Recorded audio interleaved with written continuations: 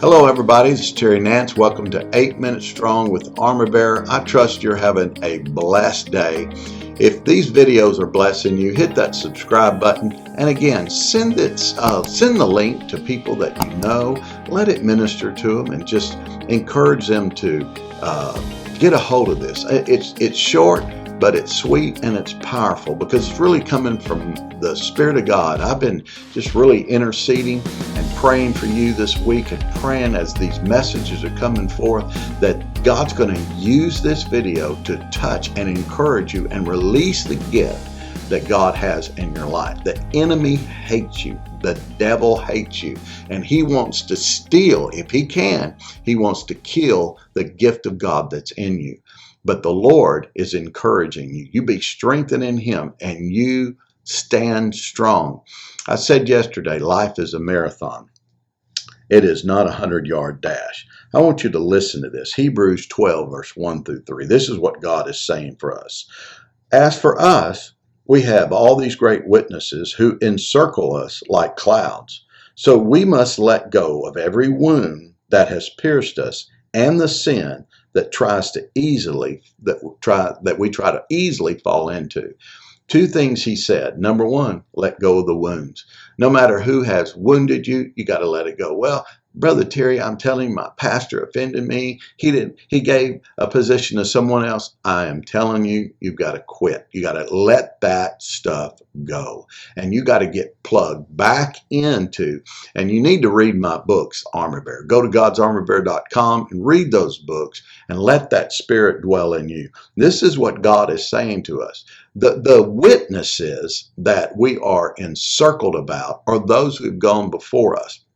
It's Hebrews 11, all the men and women of faith. So we must let go every wound. Then we'll be able to run life's marathon race with passion and determination.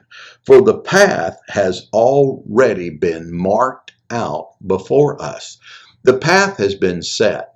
People already run the path, and they're in heaven right now, awaiting their new body. But now it's our turn to run the race, and that's what Paul is saying.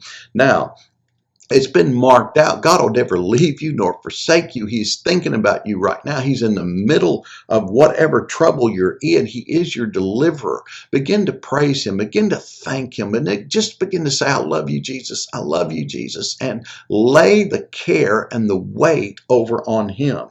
And it says, verse 2, we look away from the natural realm and we fasten our gaze onto Jesus, who birthed faith within us and who leads us forward into faith's perfection. The faith has been birthed in us by Jesus. It's his faith. And believe me, it's a victorious faith. And he's leading us into perfection. His example is this, because his heart was focused on the joy of knowing that you would be his. Oh my gosh. What a statement. Because his heart was focused on the joy of knowing that you would be his. Everything Jesus did for us, what he died for us, yes, to redeem us. But the whole fact is he wanted you. He wanted you to be his. You are his. What he did, he endured the agony of the cross and conquered its humiliation. And now he sits exalted at the right hand of God, on the throne of God. And you're his. Nothing can take you out of that hand. He will never leave you. He will never forsake you. He is for you. Now you need to know that. The number one thing God has on his mind is you. Another thing the Spirit of God is saying to us right now, as we see that this is a marathon race, we see Jesus is focused on us. We got to live by faith. He's given us the faith to do it. The next thing, we've got to connect together. And that is heart and soul. The Bible says, now, Lord, look on their threats. Grant unto your servants that with all boldness they'll speak your word by stretching out your hand to heal, and signs and wonders may be done through the name of the holy servant Jesus. And when they had prayed, the place where they were assembled together was shaken, and they were all filled with the Holy Spirit, and they spoke the word of God with boldness. The apostles had all come together. They were being persecuted for standing up for Jesus. Now, there's a beautiful verse right before that, that all the Pharisees and the doctors of the law, they looked and they thought, man, these guys, they don't know what we know, but man, are they bold. And the one thing they said, where are they getting this boldness from? And they said, remember, these were the guys who were hanging around Jesus. That's the greatest thing that we can say, that can be said about us. We've been hanging around Jesus. And I'm telling you, by the Spirit of God, go get back in your prayer closet. Start hanging around Jesus. He is your strength. Get hope in your heart and a vision of people and what these disciples knew, that they had to fulfill this commission. The Great Commission is not the great suggestion. It is what God's called us to fulfill. And it says then, and the multitude of those who believed were of one heart and one soul. And it's one thing to be of one heart. This is really how this thing happened. I'm telling you, God shook the house. The foundation literally shook by the power of the Holy Ghost. Now, I've been in a lot of meetings, but I've never seen that happen. I've never seen the foundation, the Spirit of God, so come in such a powerful manifestation that the house shook. Now, that right there. But the key is they were heart and soul.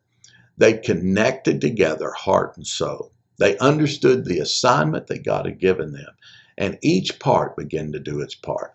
You know, to be of one heart just is to say that we're part of the body of Christ. You can stand behind me, and I've had people do, hey, Pastor, I'm behind you. Well, you know, yeah, you're behind me, and I can't see you.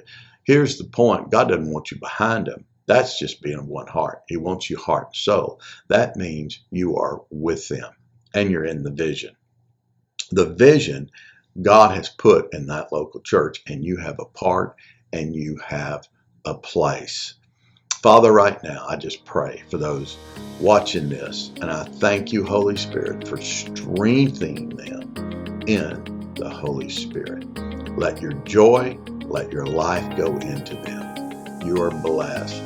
Now, right now, Spirit of God's telling whatever's in your life, go. If you've got someone who you're out of sorts with, you've got all, go get it straight. Get that clear, because the only way that God's going to do anything in this church and in your life is for you to connect. You're a part. You can't do it by yourself. All right? May God bless you. And I just, in Jesus' name, it's going to be the best day you ever had. All right? Be blessed.